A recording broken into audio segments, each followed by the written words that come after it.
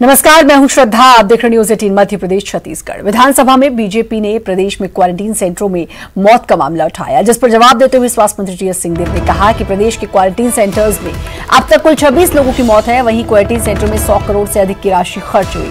वहीं कांग्रेस विधायक सत्यनारायण शर्मा ने कोरोना से हुई मौत पर मुआवजे को लेकर सवाल पूछा, जिस पर स्वास्थ्य मंत्री ने कहा कि कोरोना महामारी से प्रदेश में मुआवजे का कोई प्रावधान नहीं है। सिंहदेव ने बताया कि प्रदेश में 4 अगस्त तक 91 लोगों की कोरोना से मौत हुई है।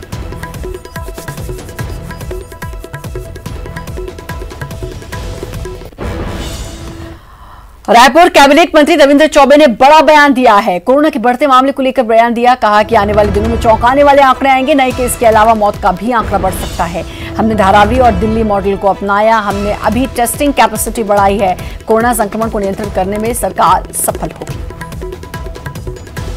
वैश्विक महामारी कोविड-19 से जिस तरीके से राज्य सरकार अपने तरीके से लड़ रही है और पूरे देश में इसका संक्रमण लगातार बढ़ते जा रहा है और छत्तीसगढ़ में तो अभी ये पीक पॉइंट पर जाने के रास्ते में दिख रहा है। अभी तो कुछ और प्रकरण बढ़ सकते हैं, संक्रमण बढ़ सकता है।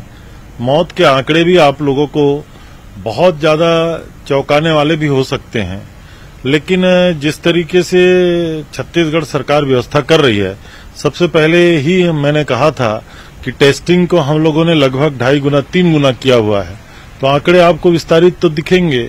और लगातार हम लोगों ने देखा है कि धारावी का जो मॉडल है और दिल्ली का जो मॉडल है, उसमें भी पहले टेस्टिंग, देन उसका इलाज की व्यवस्था, उनको किस तरीके से आइसोलेशन में रखा जाना चाहिए, तो पर्याप्त टेस्टिंग किया जा रहा है, इसलिए आंकड़े दिख रहे हैं।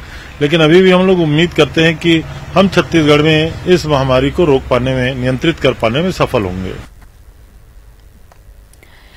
और रायपुर प्रदेश में कोरोना का प्रहार तेज हो गया है। राज्य में अब तक एक दिन में मिले सबसे ज्यादा मरीज, 24 घंटे में मिले 1287 नए कोरोना पॉजिटिव।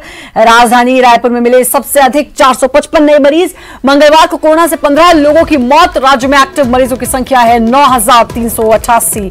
कुल पीड़ितों की संख्या बढ़कर हुई 23341। कोरोना से अब तक प्रदेश में 221 लोगों की मौत। अब तक 13732 लोगों ने दी कोरोना को मात। कोरोना के बढ़ते संक्रमण से लोगों में दहशत।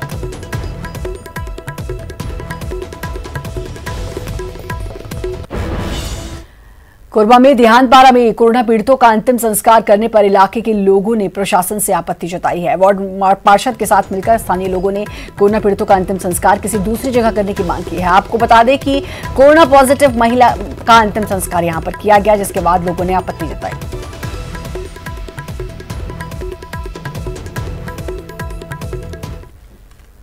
और ग्वालियर जहां जिले में कोरोना का ब्लास्ट, 139 पॉजिटिव मरीज मिले हैं। एक मरीज की मौत। बीएसपी कैंप में कोरोना का कहर। बीएसएफ एकेडमी में 47 जवान कोरोना संक्रमित। अब तक 50 से ज्यादा जवान कोरोना की चपेट में आए।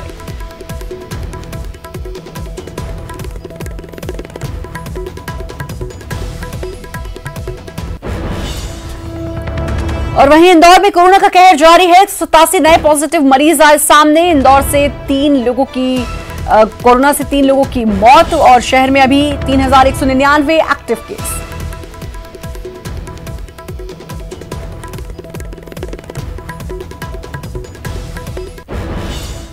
भोपाल में कोरोना के 162 नए संक्रमित मरीज मिले। एसबीआई बैंक हेड ऑफिस से 5 लोग कोरोना संक्रमित निकले। ईएमई सेंटर से 5 लोगों की कोरोना रिपोर्ट पॉजिटिव। जीएमसी से 4 डॉक्टर संक्रमित। सीटीवीएस डिपार्टमेंट से 1 व्यक्ति पॉजिटिव। गोविंदपुरा थाने से 1 जवान की रिपोर्ट पॉजिटिव। ऊर्जा विकास निगम से 1 व्यक्ति पॉजिटिव। प्रोफेसर कॉलोनी से 4 लोग कोरोना पॉजिटिव। 4 इमली से 1 व्यक्ति की रिपोर्ट पॉजिटिव आई। आकाशगंगा कॉलोनी से 2 लोग संक्रमित निकले। राहुल नगर टीटी नगर से 5 लोग संक्रमित निकले। जहांगीराबाद से 1 व्यक्ति की रिपोर्ट आई पॉजिटिव। जेल कॉलोनी से 2 लोग संक्रमित। पुलिस लाइंस भोपाल से 2 लोग संक्रमित निकले। आयसा क्वारंटीन सेंटर से 7 लोग संक्रमित निकले। अरेरा कॉलोनी से 1 व्यक्ति की रिपोर्ट पॉजिटिव। पीएसपीडब्ल्यूडी नीरज मंडलोई की रिपोर्ट पॉजिटिव। राष्ट्रीय माध्यमिक शिक्षा अभियान के इंचार्ज पॉजिटिव।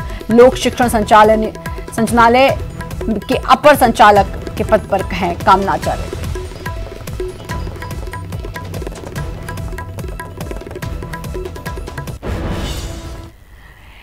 कोरोना महामारी के बीच कुछ ऐसे भी आपराधिक तत्व हैं जो आपदा में भी कमाई के अवसर तलाश रहे हैं। बीते दिनों महाराष्ट्र के नवी मुंबई में क्राइम ब्रांच ने छापेमार कार्रवाई करते हुए एक ऐसे गिरोह को पकड़ा था जो अस्पतालों में यूज्ड सर्जिकल हैंड ग्लव्स को साफ कर दोबारा मार्केट और अस्पतालों में सप्लाई कर रहा था। इस घटना के सामने आने के बाद एमपी का स्वास्थ्य महकमा भी हाई अलर्ट पर है। विभागीय अधिकारियों ने सभी जिलों के सीएमएचओ, सिविल सर्जन को निर्देश दिए हैं कि उपयोग करने के बाद हैंड ग्लव्स को काटकर ही डस्टबिन में डाला जाए।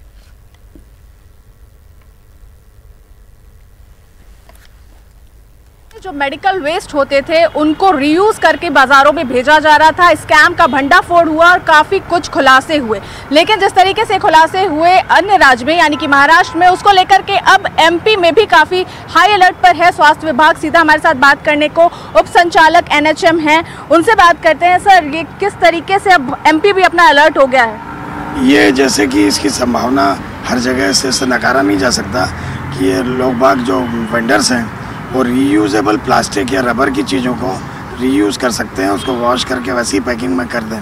तो इसके लिए पोल्यूशन कंट्रोल बोर्ड द्वारा गाइडलाइंस जो दी गई थी, जो 2016 के रूल्स बने थे, वो उसमें साफ साफ लिखा हुआ है कि ऐसी चीज़ों को कैंची से काट के ही आप उसको वेस्ट को डिस्पोज करें। और इसकी गाइडलाइन हमने भेजी थी। कोविड को देखते हुए इसको बहुत ज़रूरी हो गया था, तो हम अप्रैल माह में ही हमने ये गाइडलाइन बना के पूरे सभी जिलों को भेजी थी। क्या कोई स्पेशल टीम भी इसके लिए बनाई गई है जो मॉनिटरिंग करे कि इस तरीके की कालाबाजारी मध्य प्रदेश में हो रही है या नहीं? कालाबाजारी के बारे में मॉनिटरिंग तो नहीं कह सकता, लेकिन जिला में हमने एक मॉनिटरिंग टीम बनाई है, कलेक्टर साहब की अध्यक्षता में बनी हुई है।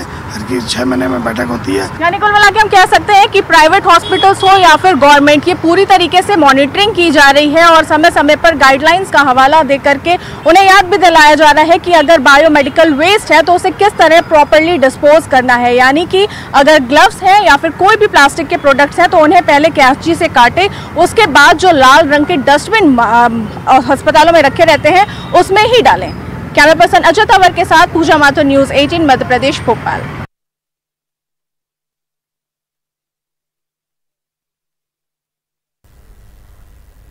और सीडब्ल्यूसी के विवाद पर दिग्विजय सिंह ने कहा कि यह विवाद समिति के अंदर ही खत्म हो जाना चाहिए था। उन्होंने चिट्ठी पर आपत्ति भी जताई। बैठक के अंतर्कलह के बाहर आने पर दिग्विजय ने मीडिया को जिम्मेदार ठहराया और कहा कि वर्चुअल बैठक की गोपनीयता का मीडिया ने उल्लंघन किया है।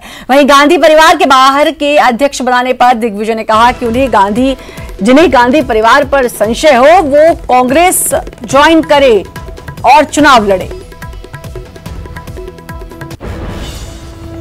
बड़ी खबर आपको बता रहे हैं। अब मीडिया को जिम्मेदार ठहराया है दिग्विजय सिंह ने। कहा कि मीडिया ने उल्लंघन किया है और मीडिया ने ही ये सारी बातें बाहर निकाली हैं। ये मीडिया को अब जिम्मेदार ठहरा रहे हैं। सीडब्ल्यूसी का ये पूरा विवाद और विवाद समिति के अंदर ही खत्म हो जाना चाहिए था, ये कहना है कांग्रेस के नेता दिग्विजय सिंह का।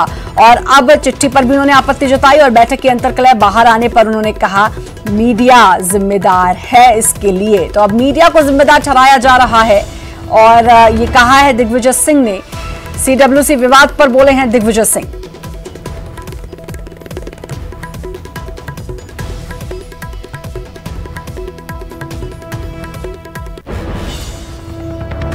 बात तो यह है कि मैं वर्किंग कमेटी का मेंबर नहीं हूं, तो वहां क्या हुआ मुझे जानकारी नहीं है और जिस पत्र का आपने उल्लेख किया वो लिखा नहीं है, इसलिए बहुत कुछ बात मैं कह नहीं पाऊंगा।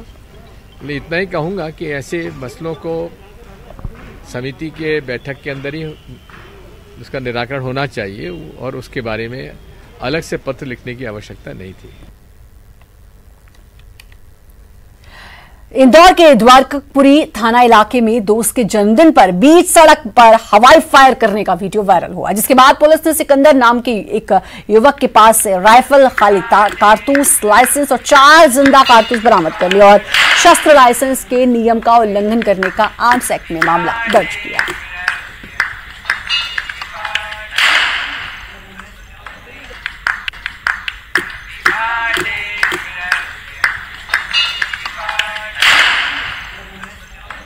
तो ये बर्थडे पार्टी मनाई जा रही थी, जिस पर अब इस युवक को पकड़ लिया गया है। आर्म्स एक्ट के तहत मामला दर्ज कर लिया गया है। यह हवाई फायरिंग की जा रही थी, बीच सड़क पर यह हवाई फायर हो रही थी, जिसके बाद अब कार्रवाई करते हुए अब इस युवक पर आर्म्स एक्ट के तहत मामला दर्ज किया गया।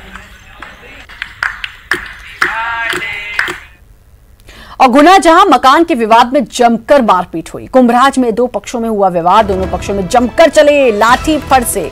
महिलाओं ने की बीच बचाव की कोशिश, एक दूसरे पर ईंट फरसे से किया हमला। रजिस्ट्री और कब्जे को लेकर यह विवाद हुआ था। दो पक्षों का वीडियो अब सामने आया। कुंभराज थाना क्षेत्र के टेकरी मोहल्ले की ये पूरी घटना है, जहां पर मकान के कब्जे को लेकर और रजिस्ट्री को लेकर पूरा हंगामा हुआ। मामला इतना बढ़ गया कि दोनों पक्षों में जमकर मारपीट हुई है और लाठी फरसे चले हैं। महिलाओं ने बीच बचाव करने की कोशिश की, लेकिन ज्यादा उसका फायदा नजर नहीं आया। और तस्वीरों में आप देख सकते हैं कि किस तरीके से मकान और रजिस्ट्री और कब्जे को लेकर ये पूरा हंगामा हुआ दो पक्षों के बीच। शिक्षा के अधिकार कानून के तहत जबलपुर में हुए करोड़ों के घोटाले का जिन्न एक बार फिर से बाहर निकल आया है। 2012 से लेकर 19 तक निःशुल्क शिक्षा के अधिकार अधिनियम के तहत अशासकीय विद्यालयों को क्षतिपूर्ति की राशि देने में जमकर घालमेल करने की बात सामने आई। जबलपुर में डीपीसी के पद पर पदस्थ रहे आरपी चतुर्वेदी के खिलाफ लोक शिक्षण कार्यालय से 9 बिंदुओं पर आधारित जांच पत्र में भी ऐसी ही बातें कही गई। जबलपुर में पदस्थ रहे तत्कालीन आईएएस अंशुल गुप्ता समेत कविता वाडला ने शहर के स्कूलों की जांच की तो 6 स्कूलों में ही 67 लाख से अधिक की राशि का घोटाला उजागर हो गया। जबलपुर में 646 अशासकीय स्कूल दर्ज हैं, लेकिन अधिकांश तौर पर स्कूल कागजों पर ही संचालित हैं। ऐसे में घोटाला कितना बड़ा हो सकता है, इसका अंदाजा लगाया जा सकता है। फिलहाल नवागत कलेक्टर कर्मवीर शर्मा ने इस पूरे मामले को गंभीर माना है और कहा कि इस मामले में वे फिर से जांच शुरू करेंगे। के तहत गरीब बच्चों के लिए जो सुविधा दी गई थी कि गरीब बच्चे पढ़ लें, मगर ये सुविधा का भारी दुरुपयोग किया गया। उसमें हर स्कूल में अगर दर्ज संख्या 300 है तो 20 की संख्या 300 बता दी गई और उस आरटीई के तहत पूरा पैसा ढकाल लिया गया। ये पूरा एक ग्रोह है, ऊपर से नीचे तक ये सारा ग्रोह काम कर रहा है। हमारे सैकड़ों बार लिखने के बाद, कंप्लेंट करने के बाद, यहाँ से लेके भोपाल तक सैकड़ों बार हमने इसमें शिकायत की, मगर उसका कोई रिजल्ट मिला नहीं। इसमें अरबों का घोटाला है पूरे मध्य प्रदेश में, खासकर जबलपुर में जो जानकारी है। हमने 646 स्कूल हैं, उसमें हमने उदाहरण में दिए थे 5-6 स्कूल, जिसमें 68 लाख का घोटाला पकड़ा गया। 2 आईएएस अफसर ने जांच की और वो पकड़ा गया। इसके बाद भी आज तक उसमें कोई कार्रवाई नहीं हुई। कि आपके माध्यम से अभी मुझे अवगत हुआ है, तो मैं शिक्षा विभाग के जो प्रभारी हैं उनसे एक बार अभी तक क्या इसमें डेवलपमेंट हुआ और क्या एक्चुअल स्थिति थी वो जानकारी लेके फिर मैं आगे कुछ इस पे कुछ मंतव्य दे पाऊँगा। आपका स्वागत है। इंदौर की हुकुमचंद मिल के करीब 6000 मजदूरों के लिए राहत भरी खबर। अब नगर निगम हुकुमचंद मिल की 42 एकड़ से ज्यादा जमीन को विकसित कर उसे बेचेगा और इससे जो भी रकम मिलेगी उसे सबसे पहले मजदूरों का 228 करोड़ रुपए का भुगतान किया जाएगा। हाईकोर्ट ने भी नगर निगम को 2 सप्ताह में इस प्रकार योजना बनाने के निर्देश दिए हैं। करीब 29 साल पहले हुकुमचंद मिल बंद हो गई थी और इसके बाद से मिल के करीब 6000 मजदूर वेतन, ग्रेच्युटी समेत दूसरे भुगतान के लिए भटक रहे हैं। अब तक करीब 2000 मजदूरों की मौत भी हो चुकी है और लॉकडाउन के दौरान ही आर्थिक हालात ठीक नहीं होने से 19 मजदूरों की मौत हो चुकी है।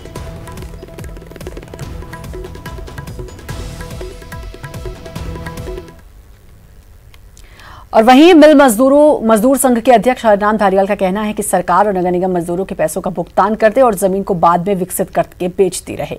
उनकी माने तो मजदूरों की हालत बहुत दयनीय बनी हुई है, उनके पास इलाज तक के पैसे नहीं है, इसलिए तत्काल आर्थिक मदद दी जाए। कितने दिन में भुगतान हो जाएगा? माननीय न्यायालय ने भी कहा है कि आप निश्चित समय भी बताएं, क्योंकि मजदूरों की उम्र होती जा रही है, लगातार मरते जा रहे हैं। अभी ये कोविड-19 के अंदर 5-6 महीने के अंदर कम से कम 19-20 लोग मर गए। उसके अंदर 4-5 तो इससे कोरोना से मरे हैं, 4-5 मजदूर। तो मजदूरों की बहुत ही दयनीय स्थिति है। सरकार को निर्णय लेना चाहिए, नगर निगम को निर्णय लेना चाहिए। जमीन आपकी बिकती रहेगी। आप जमीन का मामला बहुत, हम तो कह रहे हैं कि आप मजदूरों का भुगतान कर दें। 169 करोड़ रुपए के लगभग मजदूरों का भुगतान बकाया है।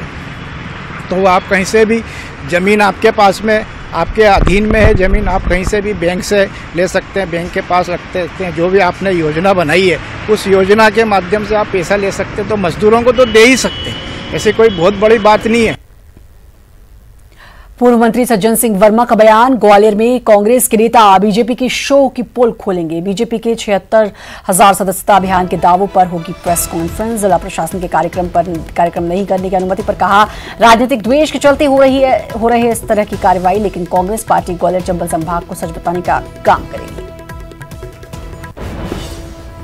लोग ग्वालियर जा रहे हैं, इसलिए जा रहे हैं कि वहाँ की जनता को जो दिग्भ्रमित करने का काम ज्योतिरादित्य सिंधिया और शिवराज नरेंद्र सिंह तोमर ने किया है, इनके झूठ का पर्दाफाश करने जा रहे हैं।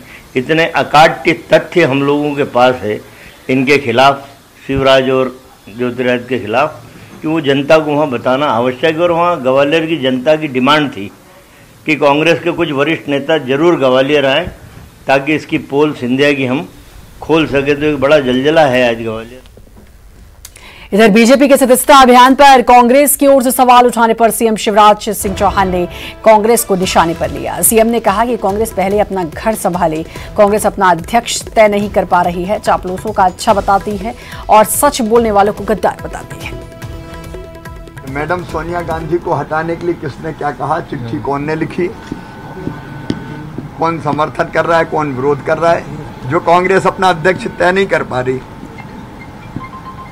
नेता नहीं चुन पा रही,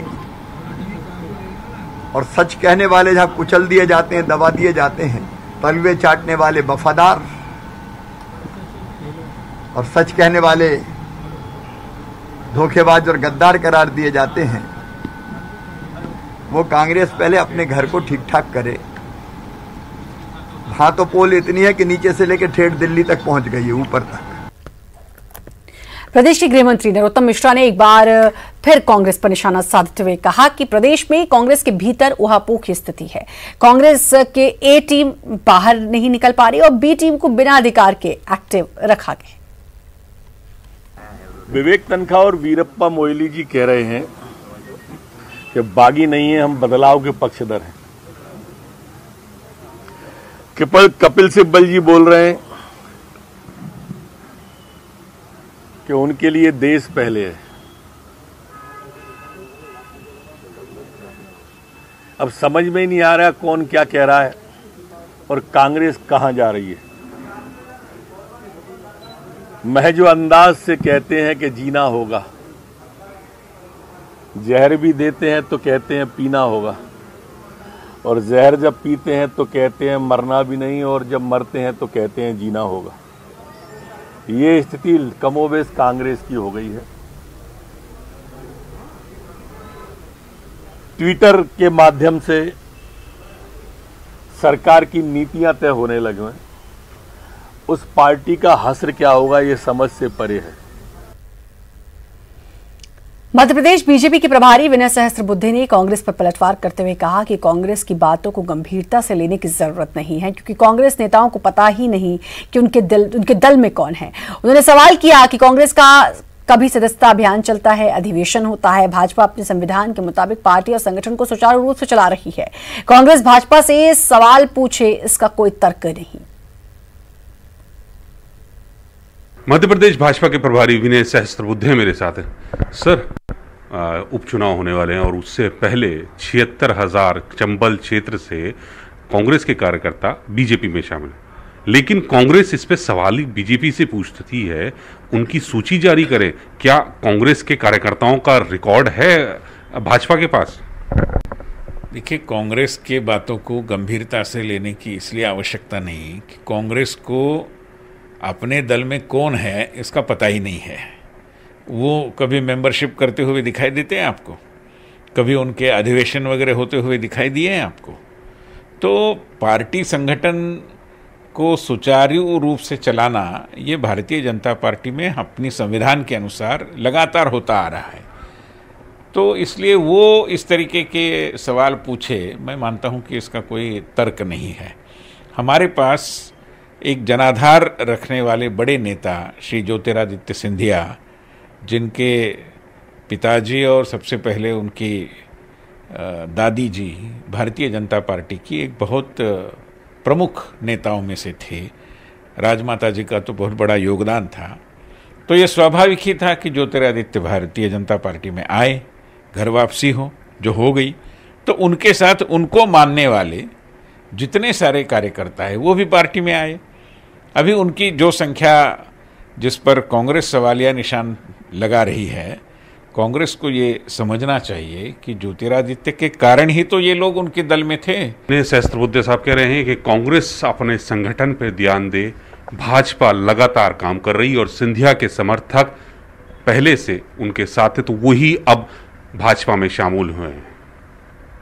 कैमरामैन प्रहलाद के साथ नई दिल्ली से अशरफ काज़मी, न्यूज़ 18। और बैतूल में लापरवाही की हद पार करती हुई एक के बाद एक तस्वीर सामने आ रही है। कई लोग उफनते नदी नाले को पार कर रहे हैं तो कहीं डैम की वेस्टवे से छलांग लगाते दिख रहे हैं। कुछ युवक ताप्ती नदी के सबसे खतरनाक जलप्रपातों में से एक पारस रो जलप्रपात पर नहाते हुए दिखाई दिए। वीडियो में साफ तौर पर देख सकते हैं कि कैसे युवक जलप्रपात के बीच चट्टानों पर चढ़ गए और यहाँ मस्ती कर रहे हैं। पारस रो जलप्रपात की सबसे खतरनाक बात यह है कि यहाँ जलप्रपात के नीचे गहरे डोह बने हुए हैं जिसमें डूबकर पहले भी कई लोगों की जान जा चुकी है, लेकिन फिर भी यहाँ लोग अपनी जान की परवाह किए बगैर जोखिम मोल ले रहे हैं।